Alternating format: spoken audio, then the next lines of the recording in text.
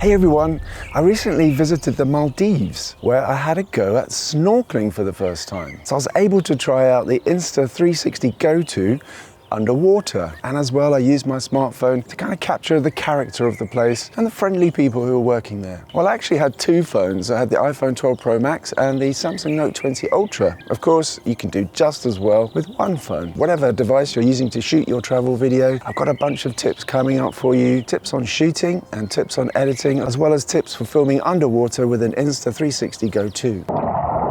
So my tip number one is to decide the length of the video that you're going to create before you start shooting it. Because the length of the video is going to dictate how you shoot it. You don't have to know exactly how long it's going to be, but it's good to have a rough idea of whether it's going to be 1 minute, 5 minutes, 20 minutes, 30 minutes, or even longer. So as a rule, the longer the video, the more of a narrative you're going to need to keep it engaging. Now, when I shot my video in the Maldives, I already knew it wasn't going to be a long video. And it's more like a trailer than a full movie, because I just wanted to create a snapshot of my experience on the island. You know, and with such a short video, there's no real need for a very kind of structured narrative. But let's say you wanted to make a travel video that's like 20 or 30 minutes long, so then you're going to need to create some kind of a structured narrative, or at least a mood change to keep things interesting.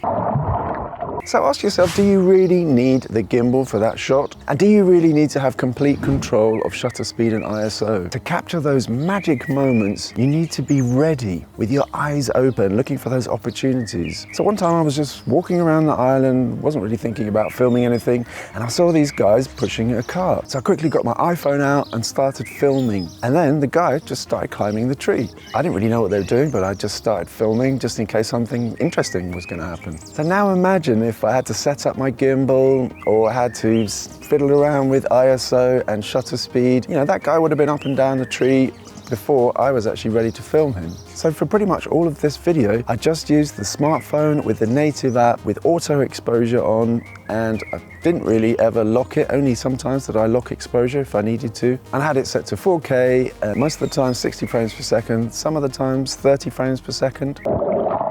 So my tip number two is to try to film a subject. You know, I've actually spoken about this before in a few other videos, but I think it's worth repeating here because I think it really makes a big difference. Because the thing is, there's only so many wide shots of trees and landscapes and vegetation that anybody can watch before they get pretty bored. And usually the most interesting subjects are human subjects. And so for this video, I had the people that worked on the island who were mostly pretty happy to be filmed. And as well, I had people snorkeling, so that makes it much more interesting. As well, of course, the fish that I was filming underwater. And as well, when you're filming a subject, try to get some close-ups or some medium shots. Don't just shoot everything wide, because again, it starts to get a bit repetitive and a bit boring. So when you get closer, you can reveal more about the subject. So my tip number three is to keep the camera moving if possible, either pushing in or circling around. For example, when I was filming that guy up the tree, there was actually someone else filming him, but that person was just, you know, like a tourist, and they just stood there like this with the camera not moving. But I circled around the tree, because if you keep the camera moving, then it has a more cinematic feel to it. And when you edit it, all these moving shots look much more interesting, more dynamic, and it gives the video much more energy. And because I have my camera set mostly to 60 frames per second, and then when I edit it, I slow it down to 24 frames per second. This makes this motion much smoother. So when you're shooting a circling shot, for example, just move left to right, but pivot the camera around so that the subject is always in the same position in the frame. So like when I was circling that tree, the subject was always in the middle of the frame. So my shooting tip number 4, when you're filming, always have in mind the edit. Don't just film things randomly, think about how it's all going to edit together eventually. So when I was filming, I already knew that these shots are going to be short cuts and the edit is going to be fast paced. And so this means that I only really need about 2 seconds of smooth, good video. And also when you shoot at 60 frames per second and slow it down to 24 or 30 frames per second, 1 second of video is going to become 2 seconds of video. So in fact, when I'm filming, I know that I really only need 1 second of really nice, smooth, and a really nice, interesting frame. So then I don't have to worry that the whole shot is perfect, and this makes filming much quicker. And this is really important for those spontaneous opportunities where you have to grab them as quickly as you can. So those guys who were climbing up the tree and bringing down the coconuts, and he was also cutting some of the dead branches from the tree. So I wanted to get a shot of all that coming down, hitting the ground. And while I was filming these shots, I remembered that we'd actually ordered a coconut drink from a bar a couple of days before. So we went back to that bar and we ordered a drink again, and I asked the waiter if he minded me filming him as he was bringing it out. And so because I was thinking of the edit, I was able to create this shot which was like the beginning and the middle and end. The guy goes up the tree, brings down the coconuts, and then finally we see the guy bringing out the coconut drink. So we get a little mini story there. But what happens when you don't think about the edit is you start editing and you think, if only I'd got that shot with the guy bringing out the drink. That would have been so nice to have that little mini sequence. So that's why it's so important to think about the edit while you're filming. Tip number 5 is to try to cut out the wobble from your smartphone camera. So the problem with shooting with a smartphone compared to other cameras is that they do wobble a lot, especially this way. So if you're holding it at each end here, quite often when you're moving around, you're going to get this sort of wobbliness. So if you try to hold the smartphone with your left hand normal and your right hand flat against the back, and now this is much more secure, it's much less likely to wobble around, and you can get much more stable shots. Okay, so these are my tips for shooting underwater with the Insta360 GO. So this is a great little camera, but it does have some disadvantages to using a bigger action camera. But I'm going to talk about how to use this little camera to your advantage when you're shooting underwater. So when you're filming with the camera outside of the charging case, the battery inside this little camera only lasts for about 20 minutes. So my first tip is to make sure that it's fully charged before you start filming, because you don't want to start filming and you're out snorkeling and then suddenly 5 minutes later you've run out of battery. So my second tip is about the best quality settings, and for this camera that's 1440p resolution, and I was shooting at 30 frames per second and I was shooting in pro video mode. So when you're filming with the camera standalone like this, to get into pro video mode, that's if you haven't changed the default settings. First of all, you need to switch the camera on, so that's a long press at the bottom, and now just a single press to start recording pro video, and then another single press to stop recording pro video. So if you want to go deeper into the settings for the Insta360 GO, I've made a whole long video tutorial which goes into all these kind of things, how to edit, how to export, how to shoot, all the different modes and everything. So check that out if you're interested. So my tip number 3 is to remember that only this little part of the camera is waterproof. The charging case is not waterproof, so you mustn't put that underwater. Only this can go underwater. And if you've been in the sea with this, you can just put it under the tap and rinse off all that salt water. So I actually used the magnetic medallion here, and I just had it around my neck. So I'll be just swimming around with it dangling down. And then when I wanted to film, I would just switch it on and press to start filming. And then I would use 2 hands, holding it sort of pushed with the string tight against my neck to keep it more stable. And try to use 2 hands, because if you use 1 hand, sometimes it's a bit wobbly. So my 5th tip is just to switch it on only when you're filming. So I would go out snorkeling, and then when I was ready to film, long press to switch it on. I would capture some shots, and then I would long press to switch it off again. That's just to reserve that battery and to make it last as long as possible, so you don't have to keep going back to charge it. So my sixth tip for filming underwater with this camera is to kind of use your body and the water to create these smooth shots. So what I would do is get a bit of momentum going and then just let my body float along in the water, holding the camera with two hands, and then you get these nice smooth gliding shots which come out really nicely. So as well, if you do move the camera, try to move it minimally and just nice and slowly. If you're always jerking the camera around up and down to capture all these amazing things underwater, when you look back at this footage, it's just going to be a bit messy. So here's a bonus tip that will help you to get the maximum quality when you're exporting video from an iPhone or an iPad. When transferring my files from my iPhone to my laptop, I usually use AirDrop, but I found that if your video has been shot using an app like Insta360 or the DJI Mimo app, your iPhone is going to automatically compress the video when you try to share it using AirDrop. And you're going to get this message which says preparing. So for example, this is a 800 megabyte file, but when I send it via AirDrop, when it arrives on my laptop, it's now 200 megabytes. And what it's doing is greatly reducing the bitrate, which means reducing the quality of the video. To stop this happening, there are two settings. First, go into the settings of the Photos app on your iPhone, scroll down and switch to Keep Originals. And secondly, when you share a video, before you tap AirDrop, look at the top where it says Options. Tap that and now toggle on All Photos Data. Tap Done and now tap AirDrop. And this time there will be no preparing message and the whole video will be sent without compression. And when it arrives on your laptop or wherever you're sending it, it's going to arrive within a folder. So just open it and there's your full quality video.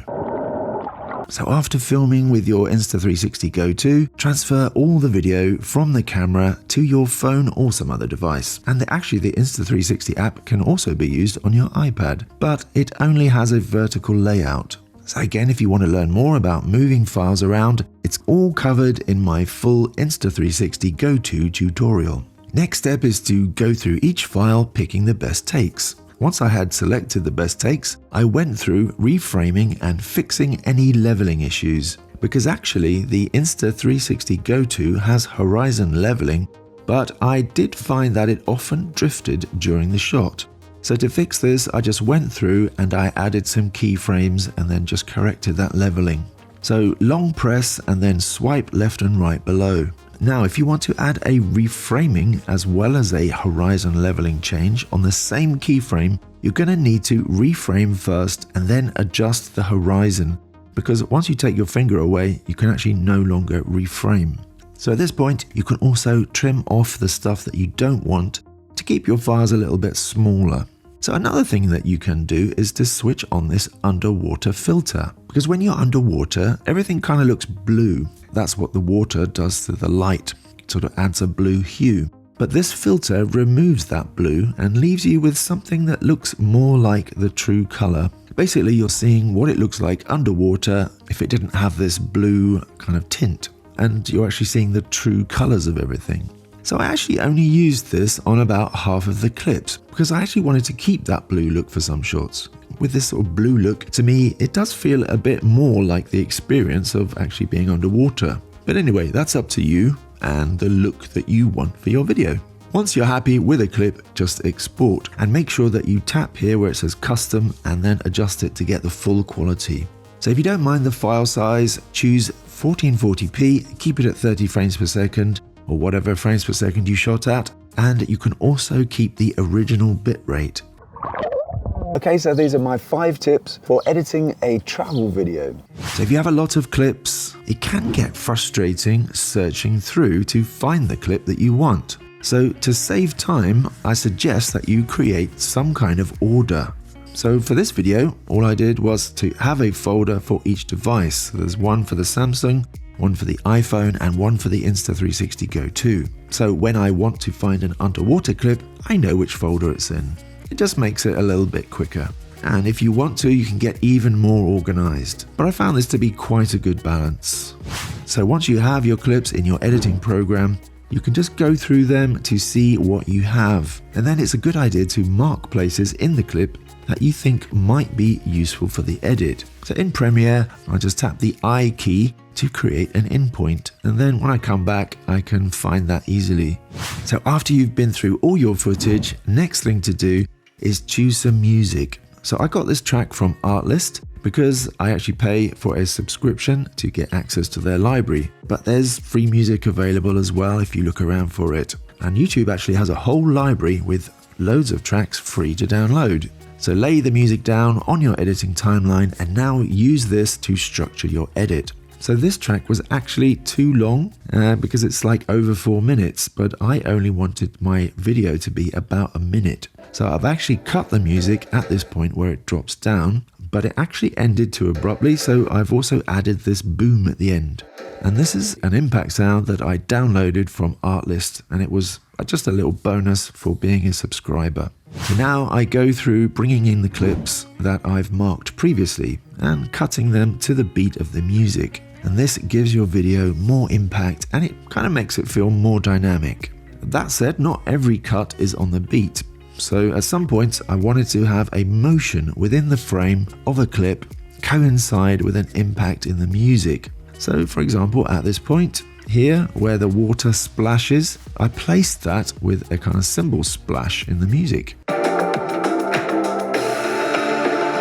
And it sort of works quite well, I think. And this also helps to create a transition between the underwater section of the video and the section in the speedboat. So I haven't just edited random shots together. This video is kind of made up of little mini sequences. So at the start, there's a kind of introduction. It just gives you a taste of the island. And I've used some wider shots as well because these are good for establishing shots to show the audience, where we are.